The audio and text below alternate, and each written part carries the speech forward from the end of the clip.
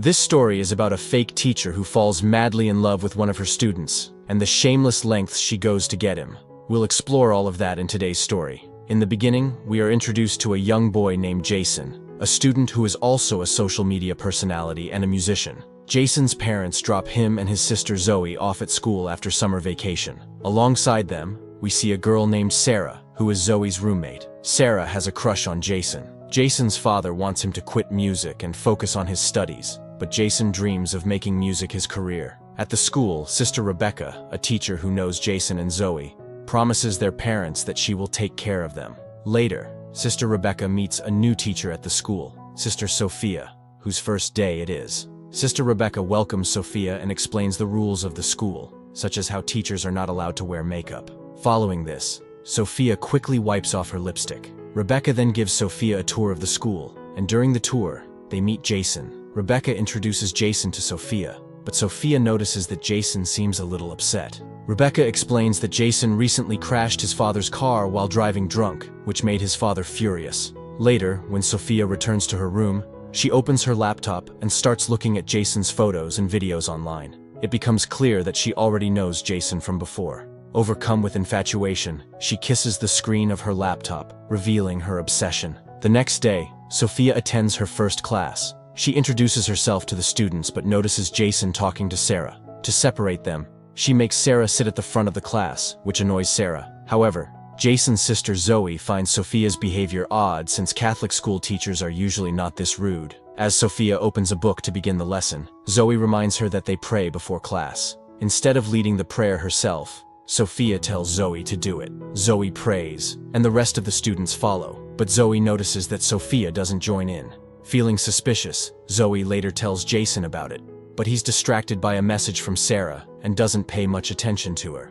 After school, Sophia approaches Jason and asks him if Sarah is his girlfriend. Jason tells her, "I don't have a girlfriend," which makes Sophia very happy. But the next morning, Sophia sees Jason and Sarah kissing. Furious, she sends Jason to class and scolds Sarah, who snaps back by saying, "You don't know me, I'm the daughter of the man who funds this school." But Sophia doesn't care, and firmly warns Sarah to stay away from Jason.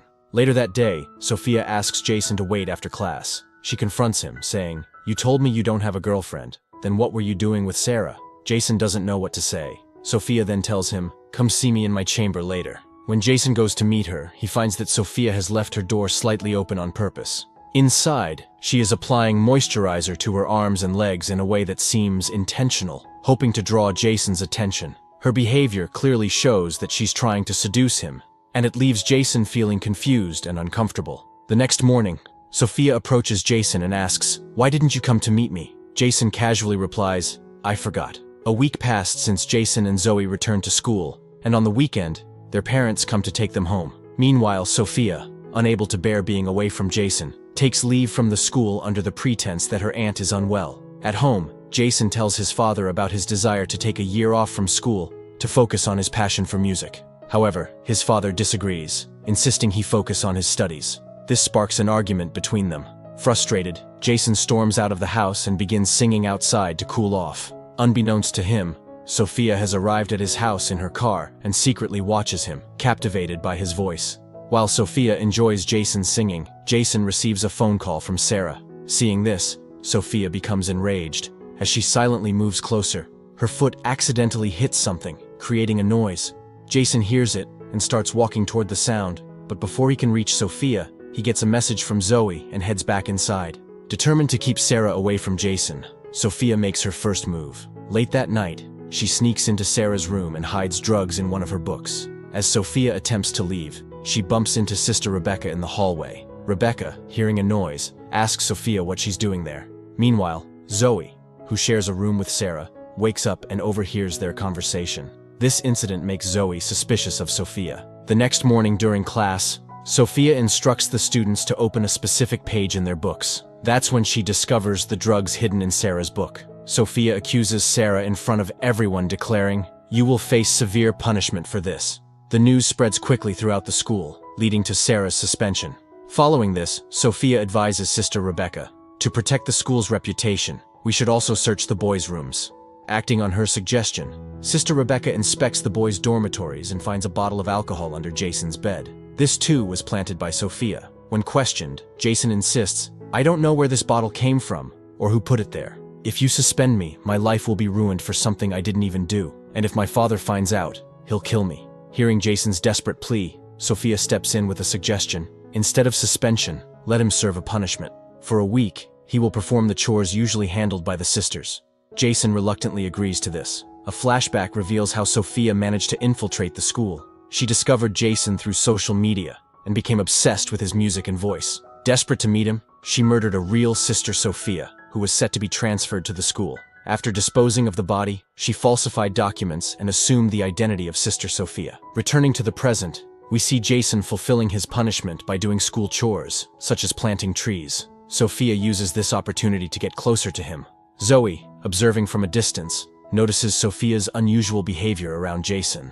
Later that night, Sophia crosses every boundary. She sneaks into Jason's room while he's asleep. She starts recording on her phone, removes her necklace, and approaches him. Jason wakes up to find Sophia standing in front of him. Feeling uneasy, he asks, "What are you doing here?" But Sophia, undeterred, tries to seduce him. She moves closer and begins kissing him. Jason hesitates, saying, "This is wrong. This is a sin. We shouldn't do this." But Sophia persists, convincing him with her words and actions until Jason, overwhelmed, gives in. The two ultimately become intimate. The next day, guilt consumes Jason. He goes to the church to confess his sins to the priest, saying, "Father, I've committed a terrible sin." As Jason begins confessing to the father at church, he suddenly realizes that it is Sophia standing there instead. She walks over, sits on his lap, and starts kissing him.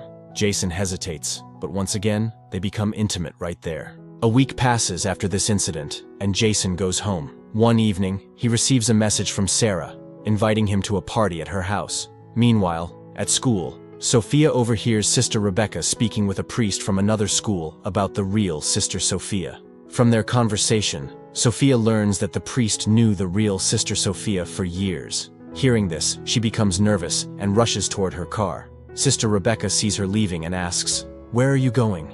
Sophia makes up an excuse about her aunt's medical emergency and quickly drives away. That same night, Jason tells his father about Sarah's party, but his dad refuses to let him go. As usual, an argument erupts, and Jason storms out of the house, heading to Sarah's party without his father's permission. Unbeknownst to him, Sophia is following him.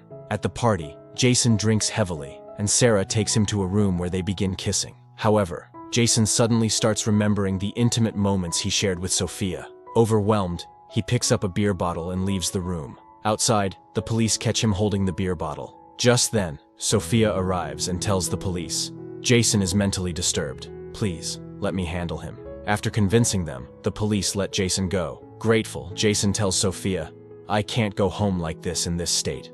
Sophia takes him to a hotel room. Meanwhile, back at Jason's house, his mother tries to reason with his father. She tells him, "We should give Jason a year to pursue his passion. Forcing him won't solve anything." Jason's father finally agrees and decides to bring Jason back home. At the hotel, Sophia starts undressing, intending to become intimate with Jason again. But Jason, now suspicious, confronts her. "Why are you everywhere I go? Are you following me?" He continues, "What we've done is a terrible sin. I can't live with this regret anymore. This has to stop now." Sophia tries to persuade him, saying, "Jason, we're so alike. Our fathers don't understand us. We're meant to be together."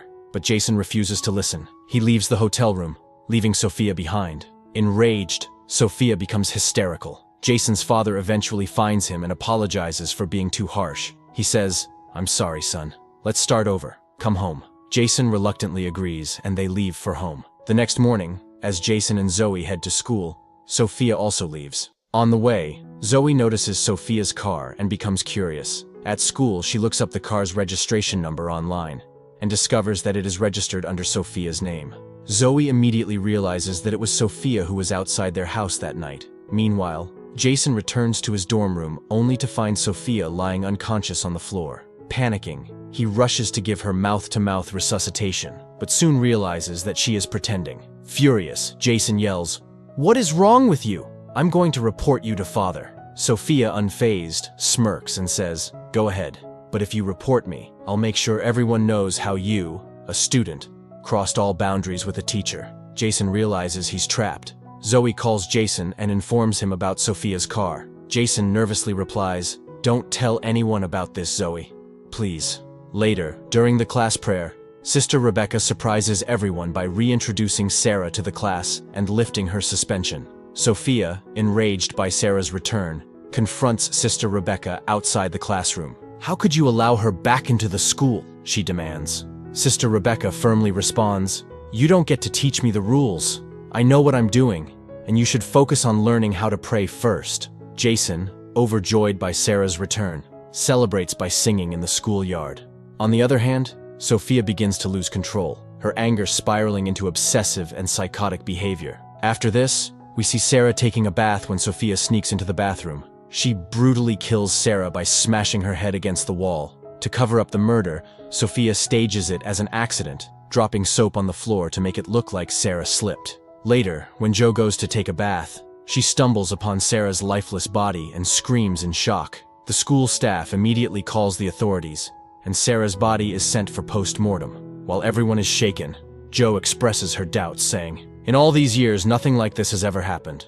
Something doesn't feel right." The next day, after the church prayer, Jason confronts Sophia outside. He says, "You must have done something to Sarah." Sophia, unfazed, smirks and replies, "The police ruled it an accident. And let me remind you, there's no culprit here, except for you. You're the one who committed the biggest sin by sleeping with a nun." As Jason stares at her in disbelief, Sophia reveals an MMS she secretly recorded of their intimate moments. "If you say anything about Sarah's death," she threatens, "I'll make this video viral on social media." Jason, feeling trapped, remains silent. The next morning, Jason and Zoe prepare to leave for home. Sophia, noticing this, excuses herself from Sister Rebecca by claiming her aunt has passed away and leaves as well. That evening, Jason and his family go out for dinner at a restaurant. But to Jason's shock, Sister Sophia is also there. Sophia introduces herself to Jason's parents. Jason's dad, impressed by her demeanor, invites her to join them at the table. Although Jason protests, his dad insists, and Sophia sits with them. Jason grows visibly uncomfortable, and Zoe, observing everything, begins to suspect something is seriously wrong. Meanwhile, back at the school, Sister Rebecca starts investigating Sophia's claims about her aunt's death. She tries to find an address to send flowers, only to discover that the alleged death never occurred. Later that night, Zoe presses Jason for answers. Jason finally confesses everything to his sister. How he fell into Sophia's trap, how she recorded their intimate moments, and how she's blackmailing him. Determined to help her brother, Zoe devises a plan to uncover the truth about Sophia's identity. The next day, Sister Rebecca, now deeply suspicious of Sophia, calls her to her room.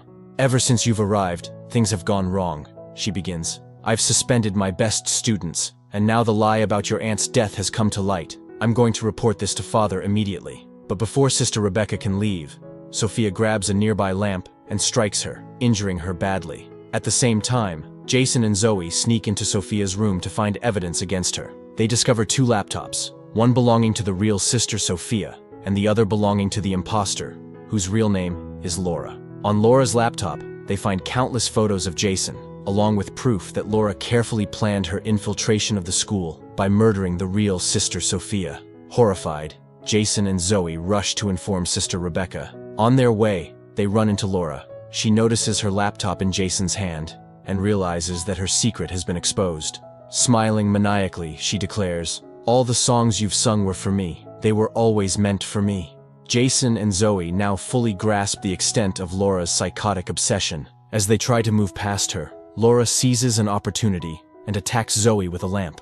Enraged, Jason lunges at Laura and begins strangling her, but Laura kicks him between the legs, causing him to collapse in pain. She then turns her attention back to Zoe, preparing to strike her again with the lamp. At that moment, Sister Rebecca intervenes and snatches the lamp from Laura. Laura, realizing she's outnumbered, attempts to flee, but Jason regains consciousness, grabs a screwdriver from his pocket, and stabs her in the back. Laura collapses and dies on the spot. In the final scenes, we fast forward to the school's graduation day. Jason's father surprises Zoe with their mom's car as a gift, and he gives Jason a brand new guitar to support his passion for music. The story ends on this heartwarming note, with the dark chapter of Laura's obsession finally closed.